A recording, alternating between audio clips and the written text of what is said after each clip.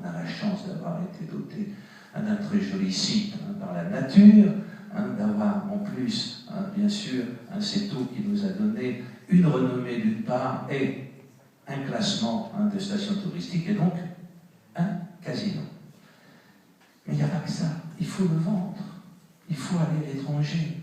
Et c'est la raison pour laquelle nous nous sommes mobilisés depuis longtemps avec ce qui était jadis Maison de la France, avec Atout France aujourd'hui, qu'il faut dans les réseaux de France Congrès, qu'il faut, et c'est le congrès d'ailleurs européen qui se tiendra au mois de juin et ensuite à l'automne, c'est l'association des villes thermales historiques qui sont dans une dynamique de modernité tout à fait exceptionnelle, ne serait-ce que pour être à l'image de leur histoire parfois séculaire, et c'est aussi vouloir se mettre dans un réseau qui est en compétition pour nous, pour y entrer, c'est le réseau UNESCO des villes créatives.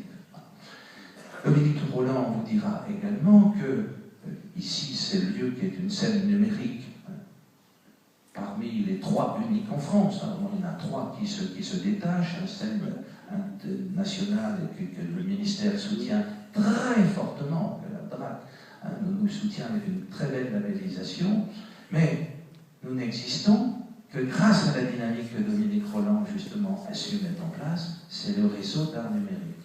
Il vous dira que c'est quelques 50, soit laboratoires, soit centres de formation, de création, qui se dispersent depuis le Canada jusqu'à Tokyo, jusqu'à Séoul, Taïwan, Mons, c'est Istanbul. Nous sommes vraiment dans un réseau international. Et je crois qu'aujourd'hui, ce sont ces réseaux, c'est ce que vous voulez soulever, animer, qui donnent du sens et du relais donc, de la jeunesse. Merci, Monsieur le Président.